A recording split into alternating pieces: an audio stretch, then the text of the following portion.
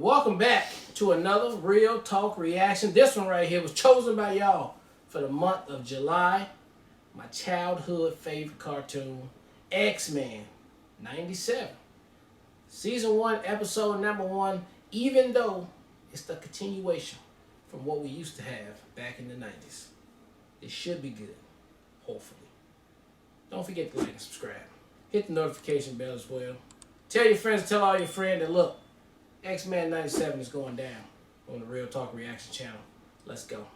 I'm super excited. I'm mostly excited because you're excited. I personally didn't watch the X-Men cartoons, but like I grew up with falling in love with X-Men from the movies, which I know a lot of people didn't love, but that was my first introduction. But I am introducing Jalen to all the X-Men movies right now, so that's super great timing as far as this dropping. I'm just genuinely very excited. It's a quick season, so excited it got voted in while it's still fresh. So thank you guys all for voting this in for this month, and can't wait to check it out. Let's get into the pilot right now. Take a look back on another life cut short. Professor Charles Xavier. The mutant leader's assassination last year by former NSA agent Henry Gyrick has spurred increased sympathy toward mutants despite their strange powers.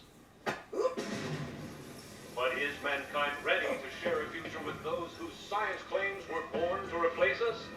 Experts debate this and more after the break. The buyer's really gonna throw down 10 grand for every mutant we nab? Says he's using them for target practice. Please don't hurt me. I'm Roberto da Costa, heir to the da Costa fortune. Name a price. Money's not an issue. Beauty thinks it's about cash. Funny.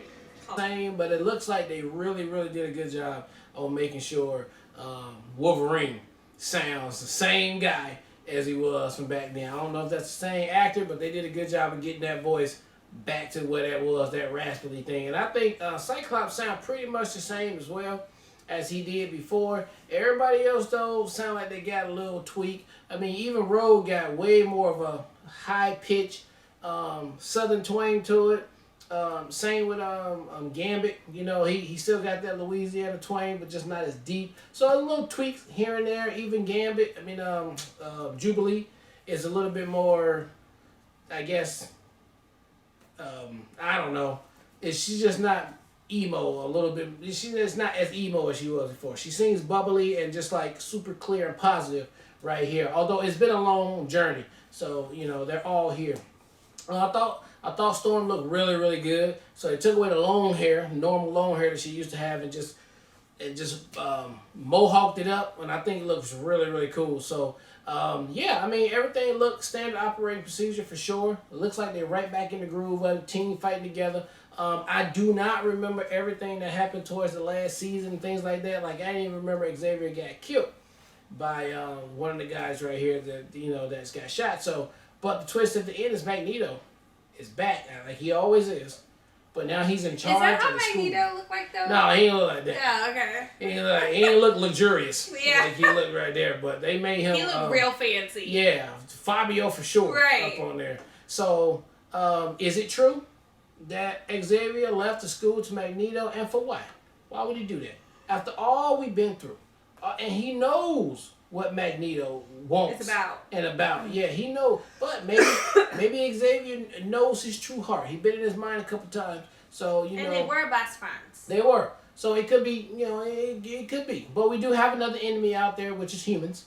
And so we got to worry about that. Still messing around with the Sentinels and shit. So it's going to be a 10-episode long back and forth and twists and turns, and just a whole bunch of superpowers, and I'm here for all of that. It felt really good to see the whole team back together, and just like they always do, there will be some surprise characters that show up in the game with new powers, different powers, and just throwing a wrench into shit, and I can't wait for it. So thank you guys again for picking it. Episode 1 done.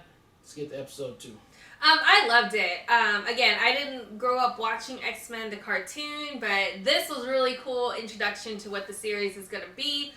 It was cool to see, especially I think Rogue was my favorite, like, difference in the characters from the movies, because she's like Rogue had no purpose essentially in the movies, and like so she's an entirely different character. So to see that she has strength and actually like it contributes to the team, and they all seem older too. I mean, with Cyclops and Jean being pregnant too, that's a different evolution. That's something I haven't ever seen. So I'm assuming their baby's gonna be like a superhero.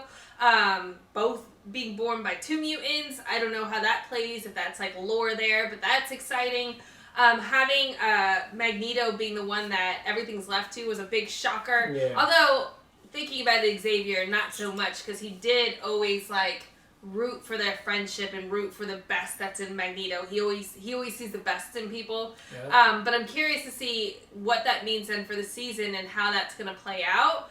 And then last thing, with it being a cartoon, it just adds so many cool elements that you can't necessarily get in live action as far as the exploration of what the powers are. The whole set with Gambit and Wolverine and taking out, that was just fire. That was super exciting and really cool, and I feel like the one of the reasons why I like X-Men so much is because there's a plethora of characters and different powers, so the fact that that's going to be something that can honestly be introduced every single episode, not only in new power sets with new characters, but the exploration of how our main characters utilize their powers. And then last thought is just, yeah, I totally agree. I thought Storm was a freaking badass. I loved her so much. She's probably my favorite character coming out of episode 1, just because I thought she was so well realized, and I loved how they're like sensing that we have an Omega mutant now, and she came in and just took everybody out. I thought that was fire. So very excited that we get to jump into the series. Can't wait to check out episode 2. Yeah. All right, well, look, thank you guys again for watching another Real Talk reaction. This one right here was X-Men 97, Season 1,